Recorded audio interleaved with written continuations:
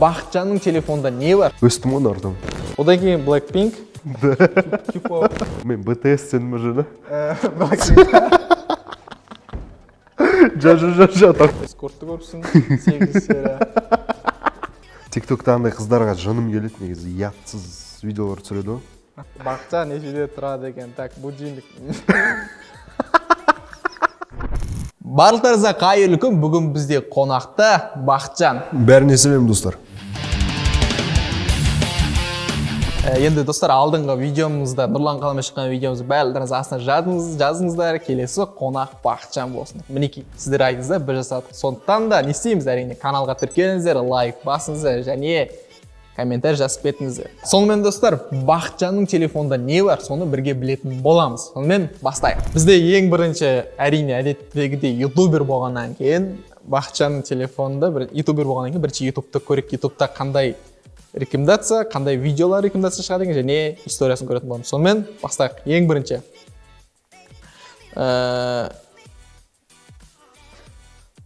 CSGO көреді екенсің да? CSGO болсасың ғой да? Ойнайсың ба? Жоқ, тамақшы. Ойнаймыз. Тамақшы көріп. Кешке да? Мен PUBG көріп отырмын кейін. Тамаша тұр.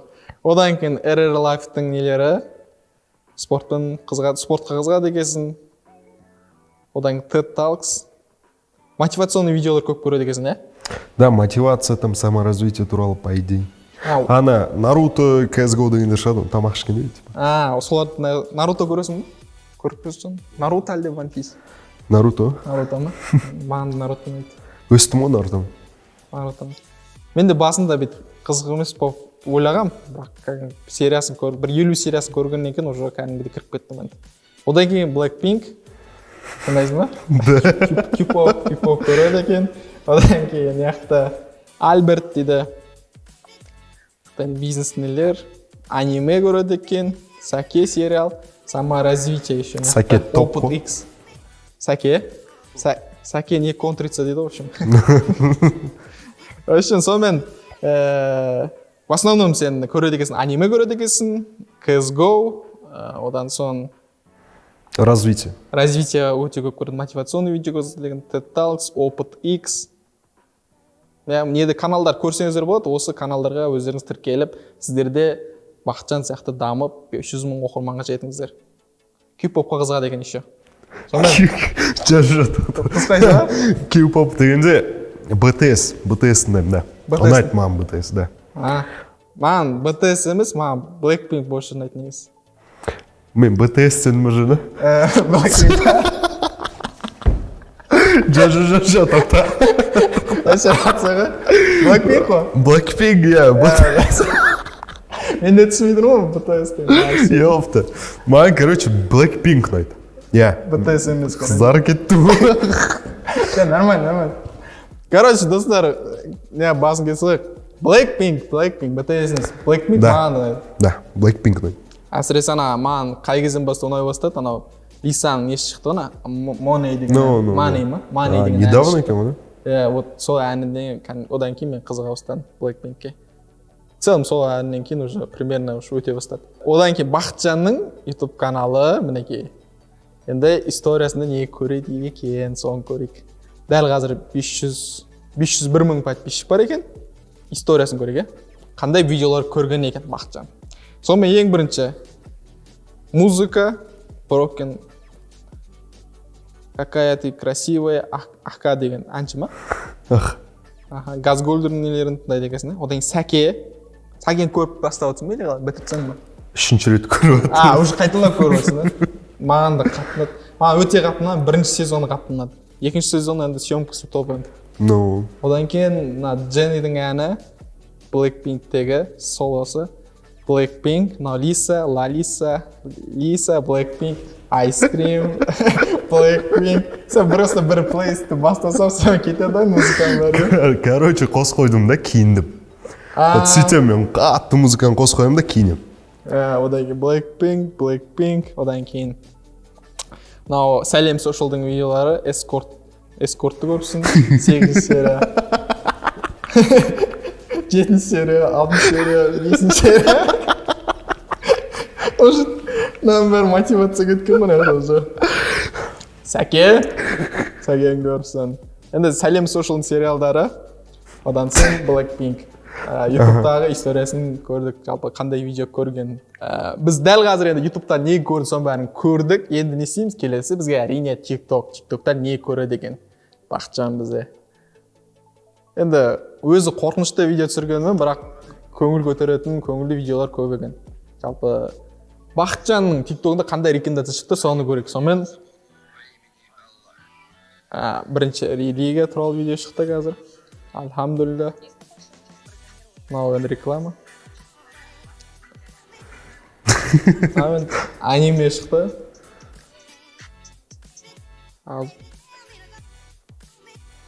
Негіз по идее андағы типа шығады ғой қыздар андай бірдеңке айтып типа ондайлар өздері шығады, көбісі менің знакомыйларым. Знакомыйларым. Иә, негізі TikTok'тан көретінім сол религия, мотивация тоже, психология.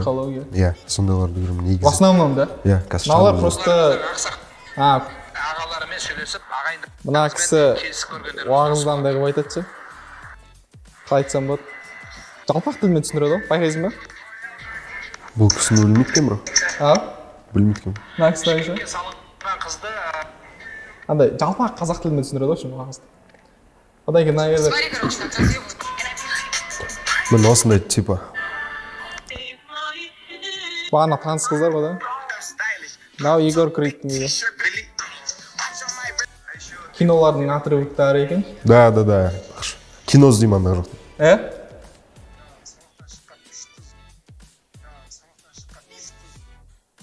Уағыз. Ана прикол бар ғой, білесің ба? Ана асыларын басқа каналға ауыстыратын кез Құдай өз кешірсін деп ауыстырады екен. Ойбай, жүр. Естігенсіз ба?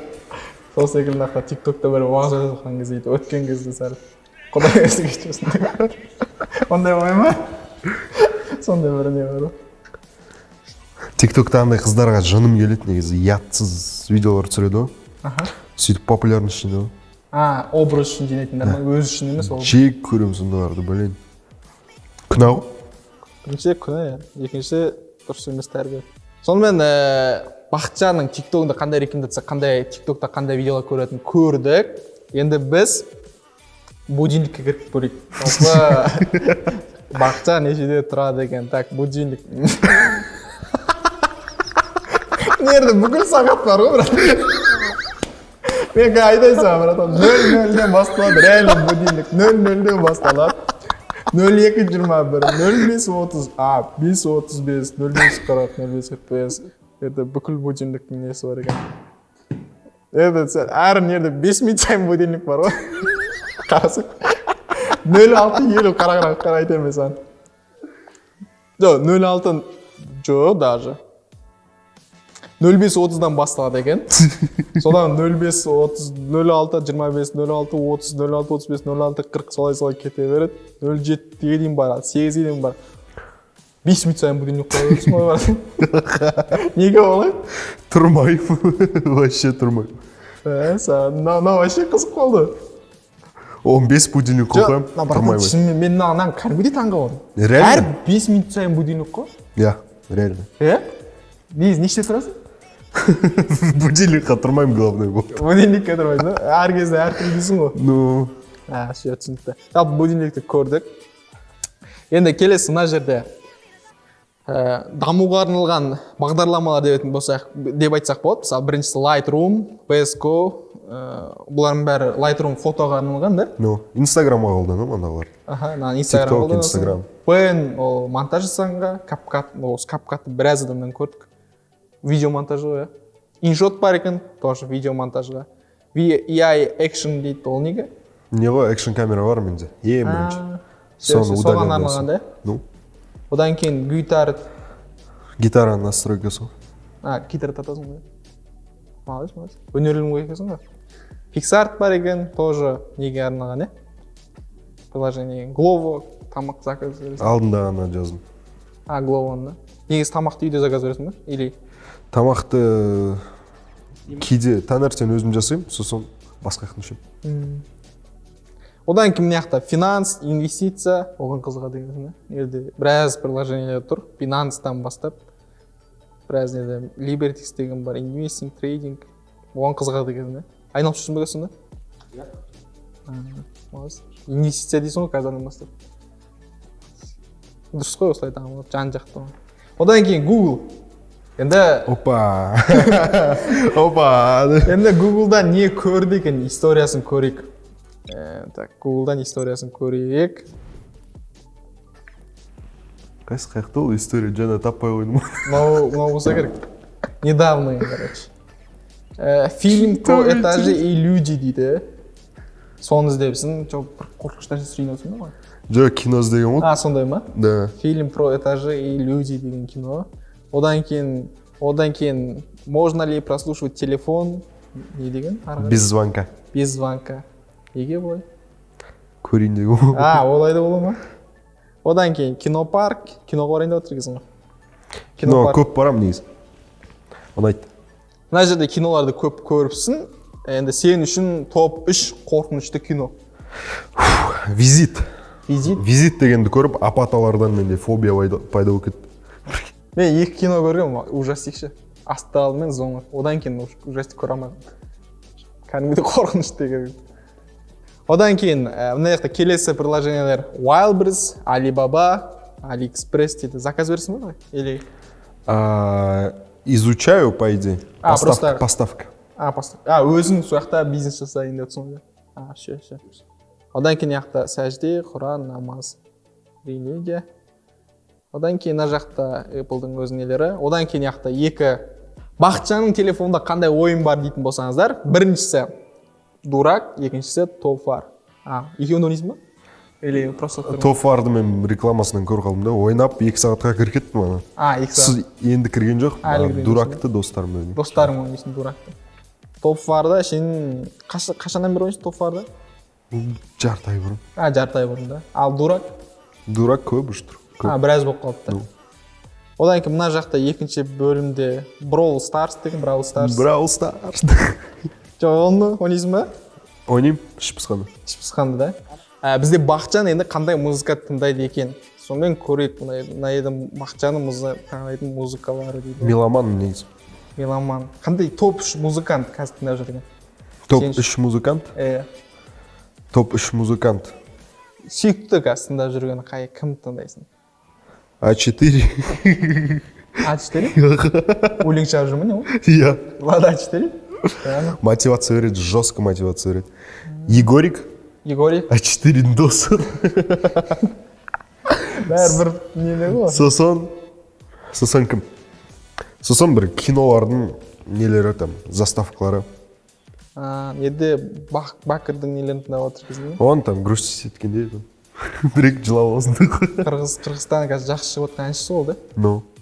Жақсы. Енді Бақытжанның тыңдайтын музыкаларын көрдіңіздер. Енді сіздерінде қай музыка топ? Комментарий өз ойларыңызды жазып кетіңіздер. Сонымен біздің Бақытжан телефонда не бар екен барлығын көрдік, білдік. Сіздерге не ұнады, не көрдіңіздер, қандай қызықты нәрселер байқадыңыздар, комментарий жазып кетіңіздер. Және сіздерге ең ұнаған ойынды да комментарий жазып кетіңіздер. Және де сіздерге Бақытжанның қолданатын қандай бағдарламасы ұнады, оны да комментарий жазып кетіңіздер. Себебі басқа бір адамға пайдалы болсын. Сонымен өзімде бір-екі ауыз сөз. Достар, осы видеоны көргендеріне өте көп рахмет. Комментта сендерді байқадым, Бақытжан шақырды. Мені ойлағандар үшін рахмет сендерге. Өздерінің айтқандарынан, өздерінің мақсаттарынан ешқашан таймаңдар. Вот сендерге совет сол. Кім не дейді, оған бәрібір. Кім мнениясы адамдардың, ол ең дешевый нәрсе өмірдегі. Өздеріңді бағалаңдар. Сіздермен болған Бақытжан, міндетті түрде каналға тіркеліңіздер, лайк басыңыздар және комментарийға міндетті түрде Бақытжан топсын деп жазыңыздар. Сонымен келесі кездескенше қош сау болыңыздар. Рахмет.